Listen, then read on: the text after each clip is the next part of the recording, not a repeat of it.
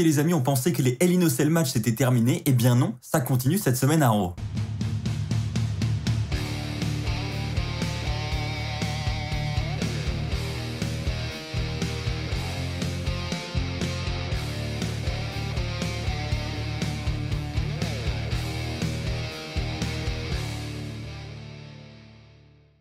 Bonjour à toutes et à tous les amis, c'est Axel, on se retrouve pour les résultats et la review du Raw du lendemain de Hell in a Cell, le dernier pay-per-view de la WWE. Alors c'est un show que généralement j'attends tout particulièrement parce qu'il va lancer plein de nouvelles rivalités et on a entre autres les qualifications pour le Money in the Bank Ladder Match. Alors qui sera qualifié? Nous allons le voir ensemble, c'est parti, on commence avec le premier point. Commençons avec notre champion de la WWE, Bobby Lashley, qui a conservé sa ceinture face à Drew McIntyre la nuit dernière. Il fait son entrée à Raw avec toujours son harem et également accompagné de MVP. Ils vont s'installer dans le VIP Lounge qui est installé sur le ring. Et donc là, ils sont avec des flûtes de champagne pour un petit peu célébrer la victoire d'hier soir. Voilà, en gros, ils sont super contents de se dire que McIntyre n'aura plus d'opportunité. C'est désormais du passé, ils doivent passer à autre chose. Et on a donc le New Day ensuite qui va s'inviter avec un plateau rempli de tranches de pain grillé. Et ils sont là pour participer au toast. Donc ils amènent les toasts, hein, c'est quand même assez sympa de leur part, je trouve. Et par contre, on va voir qu'ils ne sont pas là que pour ça.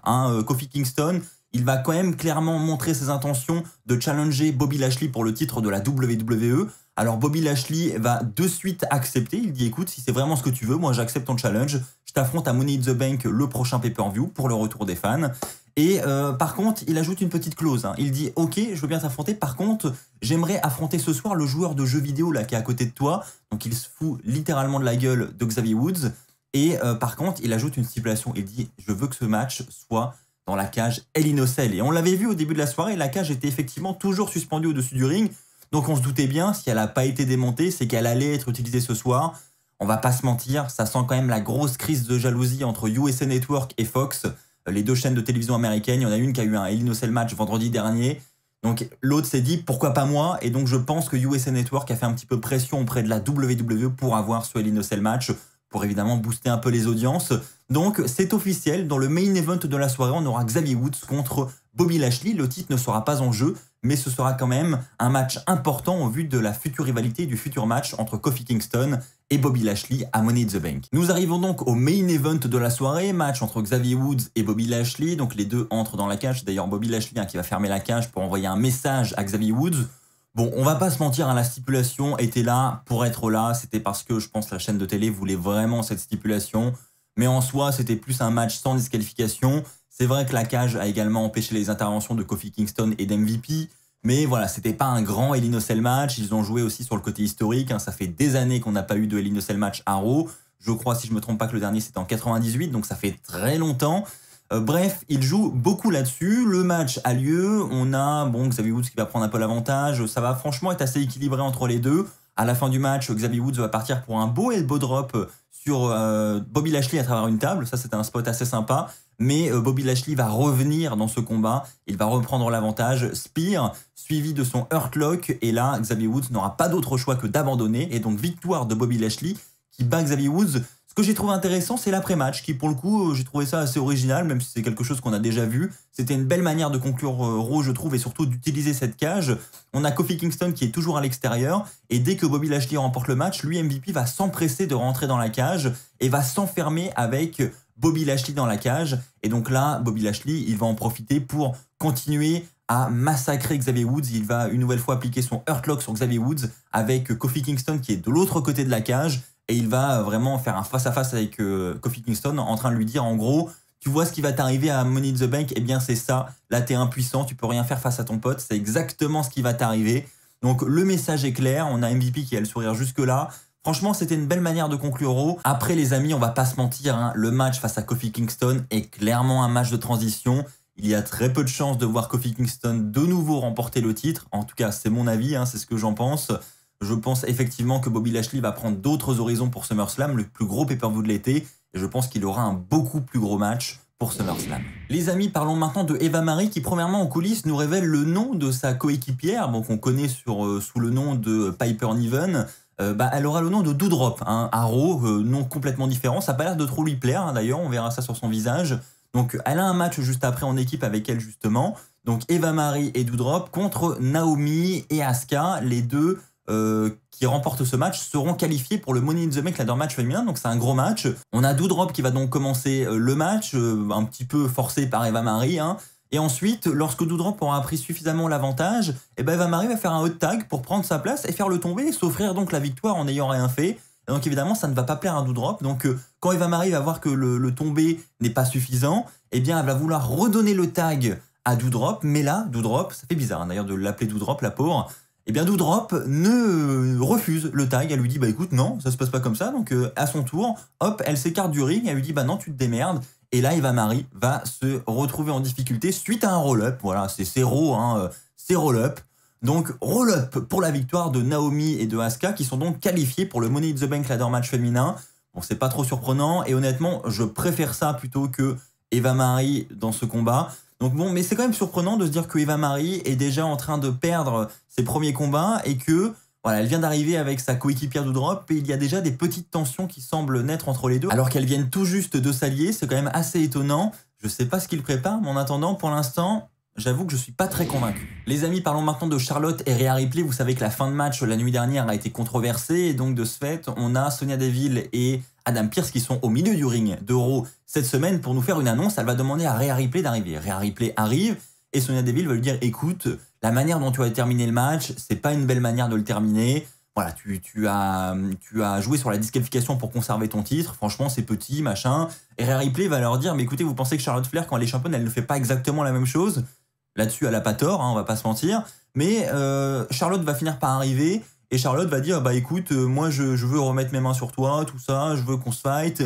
Et Sonya Deville va lui dire écoute, si c'est ta manière de demander un rematch pour le titre féminin, eh bien écoute, c'est fait. Vous allez donc vous affronter une nouvelle fois à Money in the Bank. On a donc un match d'officialisé. Charlotte Flair contre Rhea Ripley, volé je ne sais plus combien pour le titre féminin à Money in the Bank, c'est désormais officiel. Je fais une petite parenthèse très rapide en coulisses puisqu'on a un petit peu le même segment que celui que nous avons eu la semaine dernière mais de manière inversée. On a Dana Brooke et Mandy Rose qui sont en train de s'entraîner sur le ring. Natalya et Tamina vont arriver aux abords du ring avec les ceintures pour essayer un petit peu de les intimider. Elles vont vouloir monter sur le ring mais à ce moment-là, Mandy Rose et Dana Brooke vont les repousser à l'extérieur et elles vont chuter au sol. Donc tout ça pour dire qu'on a vraiment une rivalité qui semble se construire entre ces deux équipes du côté des titres féminins d'Euro.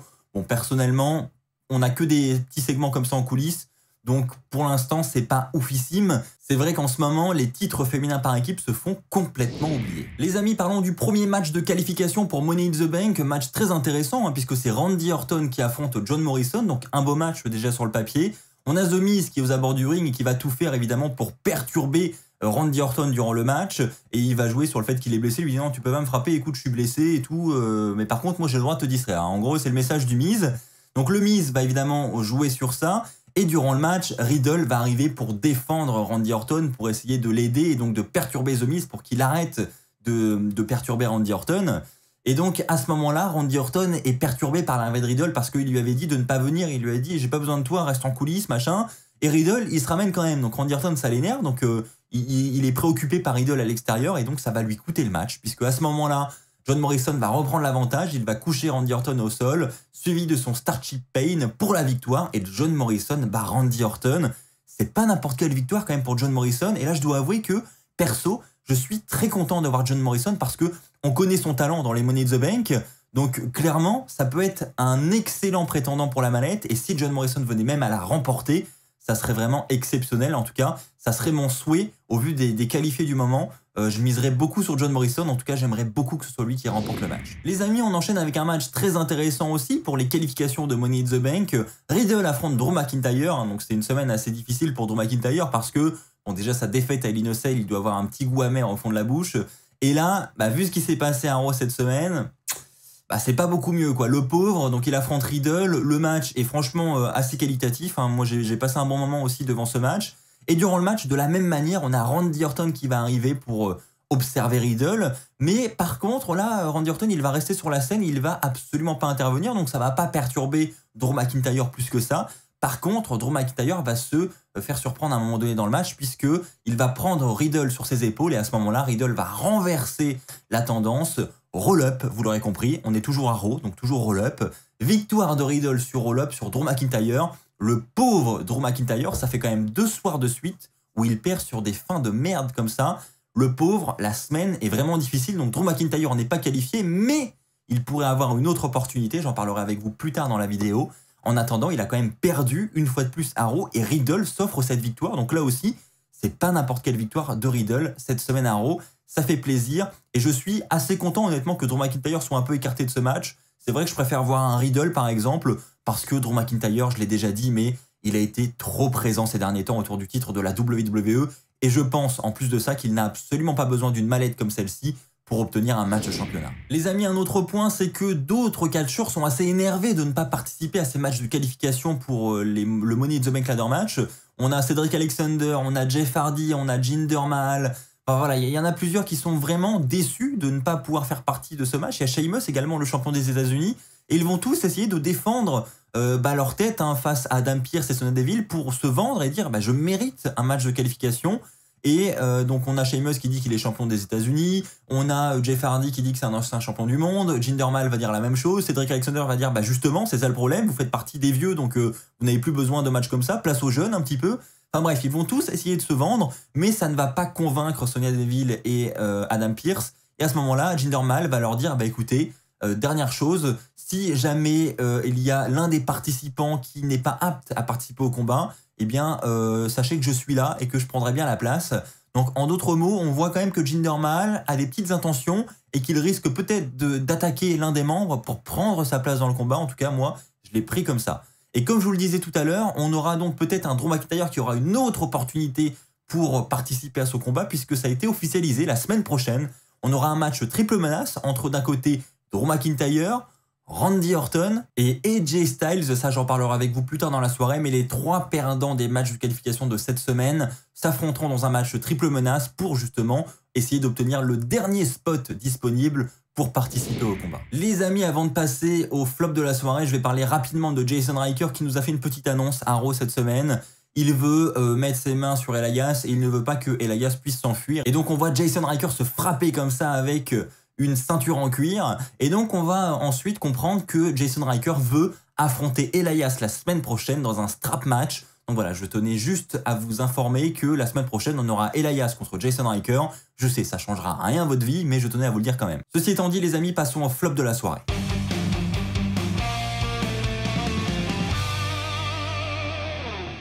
Les amis, pour le flop de la soirée, je vais placer le match entre Nikki Cross, Alexa Bliss et Nia Jax et Shayna Baszler parce que Alexa Bliss, en fait, j'avoue que je commence à être un peu dérangé par cette rivalité.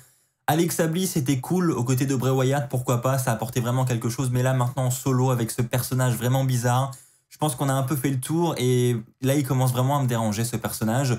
On a encore un match qui au final n'est pas trop perturbé par Alexa Bliss, sauf à la fin où on a une fois de plus Alexa Bliss qui se retrouve debout sur les cordes et qui va perturber Reginald à l'extérieur. Donc Reginald va se mettre pareil à être un petit peu possédé par Alexa Bliss et va commencer à lever sa main un petit peu comme Nia Jax la nuit dernière. Et là Alexa Bliss va vouloir faire la même chose exactement à Reginald qu'à Nia Jax hier, à savoir la gifle. Donc là ça aurait été Reginald qui aurait giflé Nia Jax, mais là Reginald on ne sait pas pourquoi, il a réussi à se retenir au dernier moment et donc il n'a pas gifler Nia Jax. Je pense que la WWE tient à son image et on ne lève pas la main sur une femme, donc je pense que c'est pour ça que la gifle a été arrêtée au dernier moment. Enfin bref, ça a été un petit peu l'élément perturbateur de ce match et Nikki Cross va en profiter pour faire un roll-up, une fois de plus, sur Shayna Baszler. Et on a donc Nikki Cross et Alexa Bliss qui se qualifient pour le Money in the Bank Ladder Match féminin. Mais honnêtement, Alexa Bliss avec son personnage, etc., j'ai peur que ça perturbe le Money in the Bank Ladder Match. Et j'ai peur que voilà, ça aille trop loin encore. Enfin, je sais pas quels sont les plans pour elle dans le futur proche. Mais en attendant, moi, j'aimerais bien qu'ils mettent fin à ce personnage et qu'on retrouve une Alexa Bliss comme avant dans la division féminine. Elle est excellente et elle a vraiment pas besoin de ce personnage-là pour percer. Bien au contraire, je pense qu'elle serait du coup maintenant beaucoup plus productive et beaucoup plus divertissante avec son ancien personnage. Et je ne l'ai pas précisé, les amis, mais nouvelle victoire de Nikki Cross qui en profite pour arborer une toute nouvelle tenue de ring. Elle habille en super-héros, alors reste à voir si ce personnage va lui permettre de percer un petit peu plus vers les sommets de la division féminine. Personnellement, vis-à-vis de la tenue de ring, etc., le bandeau en mode super-héros et tout, voilà, je suis pas trop serein pour elle, je suis pas sûr que ce personnage l'aide à aller au top de la division. Moi, perso, elle m'a un petit peu fait penser à la Luchadora qu'on avait eu il y a quelques années de cela avec Mickie James et Alexa Bliss. Perso, je trouve que le costume de super-héros, c'est un peu trop. Les amis, passons maintenant au top de la soirée.